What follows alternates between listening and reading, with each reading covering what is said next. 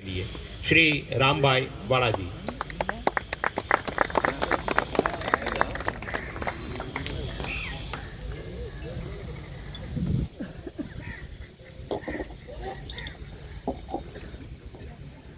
દીવ જિલ્લાના આદરણીય સમાહર્તા સાહેબ, સ્ટેજ ઉપર ઉપસ્થિત તમામ આદરણીય અધિકારીગણ, પદાધિકારીઓ, આમંત્રિત મહેમાનો, દીવ અને આસપાસના વિસ્તારમાંથી પધારેલા આમંત્રિત ભાઈ બહેનો, દીવનો ઇતિહાસ નામનું પુસ્તક અમોએ છેલ્લા 1 વર્ષથી લખવાનું શરૂ કરેલ અને તાજેતરમાં જ આ પૂર્ણ થયું છે.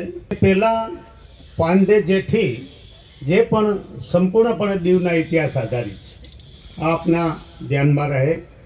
દીવના ઇતિહાસની અંદર આ વિસ્તારના 1961થી માંડીને આજ સુધીની પોર્ટુગલ અને અન્ય ઘટનાઓને એવા 21 વિષયની અંદર આવરી લેવામાં આવી છે. મને પ્રેરણા મળી છે. ચાણક્ય નીતિની અંદર એક સૂત્ર છે કે જે દેશની પ્રજા પોતાનો ઇતિહાસ ભૂલી જાય છે એ દેશ અધોગતિ તરફ ધકેલાઈ જાય છે. તો દરેક ભાઈ બહેનોએ એટલી ટોચ ઉપર આપણે પ્રગતિ કરીએ પણ આપણો ભૂતકાળ યાદ રાખીએ, કારણ કે ભૂતકાળ આધારિત વર્તમાન અને વર્તમાન આધારિત ભવિષ્યનું ઘડતર થતું હોય છે. તો આની અંદર મારી સૂઝ સમજણ પ્રમાણે દીવ વિસ્તારની જ્યાંથી મને માહિતી મળી છે એમાં ખાસ કરીને સાગરપુત્ર જલંધર ને સતી વૃંદા, જેનો ઇતિહાસ આપ સૌ જાણતા હશો.